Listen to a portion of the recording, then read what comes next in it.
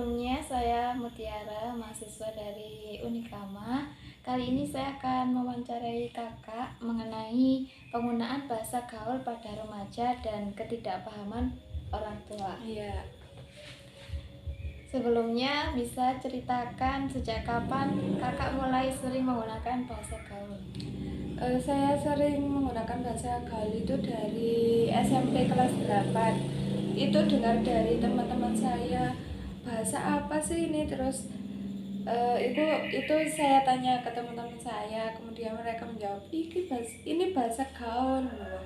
Jadi sekarang itu lama-lama saya kebiasaan dengan bahasa gaul itu tadi gitu. Apakah ada alasan utama kakak memakai bahasa gaul? Alasan utamanya yaitu kalau kita pakai bahasa gaul itu biasanya lebih akrab gitu loh, lebih seru ngobrol sama teman-teman. Jadi gak baku-baku banget gitu kalau ngobrol sama teman-teman itu tadi. Seberapa sering kakak memakai bahasa gaul dalam sehari-hari? Biasanya saya memakai bahasa gaul itu kalau cecetan sama temen, terus bercanda-canda di kampus, apa pokok sama temen yang lebih akrab gitu loh, kayak sama bestie juga gitu. Iya. Nah, untuk apakah orang tua kakak mengerti bahasa gaul yang kakak pakai biasanya? Mereka itu lebih gak paham apa sih itu, bahasa apa sih kok gitu. Biasanya mereka juga minta diajarin bahasa gaul itu tadi. Apa contoh kata yang orang tua kakak sering tidak mengerti? Contohnya seperti bestie, kemudian healing, gasken, dan banyak yang lainnya juga. Bagaimana reaksi orang tua kakak saat kakak memakai bahasa gaul yang tidak difahami?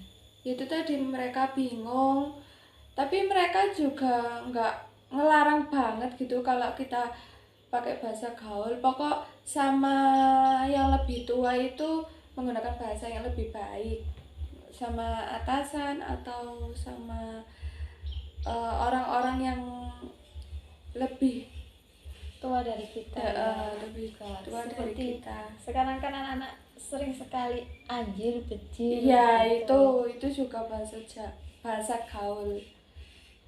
Dan nggak boleh itu masa ke gurunya anjir. Iya. Itu nggak boleh. Pernah nggak orang tua kakak menegur karena penggunaan bahasa gaul yang kakak pakai? Pernah.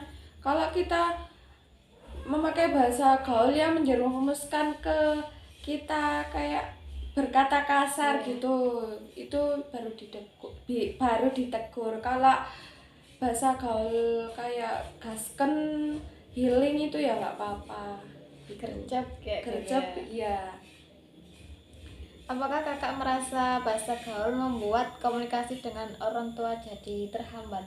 Ya kadang biasanya kan sudah sering pakai bahasa gaul, jadi ke orang tua itu kayak gimana gitu kan, kita terbiasanya dengan bahasa gaul jadi harus menyesuaikan lagi gitu. Terus sama teman-teman yang lebih tua itu, jadi kan biasanya kalau sama teman-teman yang lebih tua dalam bekerja itu bahasanya kan biasanya bahasa karma, bahasa Jawa halus. Kan kita kalau sama teman-teman itu bahasa gaul, jadi kita kak ber bertele-tele. Baik, lanjut kak. Menurut kakak apa penyebab orang tua sulit memahami bahasa gaul itu? Nah, kan mereka itu gaptek itu, kan mereka kan bahasa gaul ini biasanya keluarnya dari TikTok, Twitter, terus di medsos gitu. Jadi kan mereka gak sering juga melihat medsos itu tadi. Apakah kakak pernah mencoba menjelaskan arti bahasa gaul ke orang tua kakak? Pernah menjelaskan, tapi mereka juga masih bingung saja. Biasanya sering lupa, dan biasanya juga ditertawain apa sih itu gitu. Iya. Selanjutnya Kak, menurut Kakak apa keuntungan menggunakan bahasa gaul bagi remaja? Keuntungannya menggunakan bahasa gaul itu bisa lebih keren, lebih pede. Seperti POV yang ada di TikTok itu kan orang-orang tua nggak tahu ya apa sih itu gitu. Selanjutnya Kak, apa ada kerugian dari terlalu sering memakai bahasa gaul dari menurut Kakak? Ada kerugiannya itu kita jadi lupa, biasanya lupa menggunakan bahasa formal. Kemudian eh, ngomong ke orang tua itu biasanya lebih kurang sopan. Kan biasanya kalau sama orang tua itu menggunakan bahasa Jawa halus, jadi kita jadi lupa gitu biasanya gitu. Juga sering tidak tahu apa Bahasa Jawa krama krama halus. halus itu tadi. Selanjutnya kakak pernah nggak merasa salah paham orang tua gara-gara bahasa gaul? Pernah, saya ngomong ke mereka itu saya mau healing, tapi mereka itu menganggapnya itu mau healing itu healing yang jauh-jauh, padahal healing kan juga bisa makan seblak gitu, terus jalan-jalan di gunung, jalan-jalan di sawah-sawah terdekat itu kan bisa gitu. Cari angin. Cari angin juga itu healing. Iya. Dalam situasi apa kakak menghindari bahasa gaul? Dalam situasi di sekolah kan saya sudah mengajar, saya biasanya itu keceplosan kalau mengajar itu anjir itu kan harus ditahan gitu. Terus kalau ngomong sama dosen apa sama yang lebih tua itu biasanya kita lebih menahan dengan menggunakan kata yang lebih baik, kata yang lebih formal daripada berbahasa gaul itu tadi. Apakah orang tua kakak pernah mencoba mempelajari bahasa gaul? Ya biasanya mereka melihat bahasa gaul itu dari TikTok, dari medsos, dari Instagram, dari Facebook juga. Mencoba untuk menirukan. Mencoba untuk menirukan supaya tidak gaptek tadi. Biasanya kan lucu juga ya kak, karena mereka itu medok Kalau menggunakan bahasa gaul. Menurut kakak apa peran media sosial dalam penyebaran bahasa gaul? Perannya sangat besar sekali. Biasanya satu hari ini ada bahasa yang baru muncul ya, bahasa viral itu biasanya langsung menyebar ke seluruh dunia.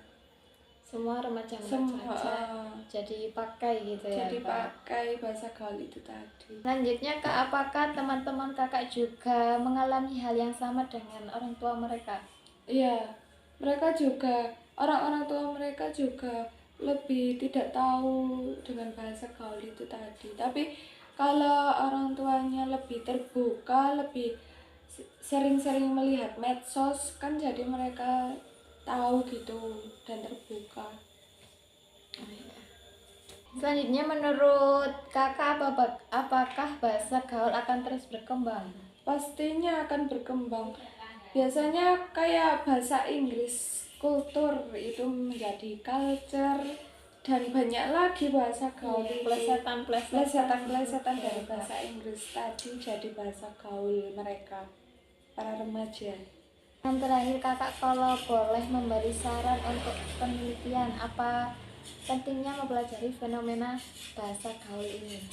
Penting karena bahasa gaul itu bagian dari budaya dan pergaulan tadi. Dengan menggunakan bahasa gaul ini kita bisa melihat dinamika remaja ketika berkomunikasi, kemudian relasi sosial dan komunikasi antar generasi gitu. Jadi penelitian seperti ini sangat relevan untuk mengetahui bahasa gaul para remaja tadi. Baik, terima kasih kakak sudah meluangkan waktunya untuk wawancara kali ini. Mohon maaf jika ada salah kata saya. Wassalamualaikum warahmatullahi wabarakatuh. Waalaikumsalam warahmatullahi wabarakatuh.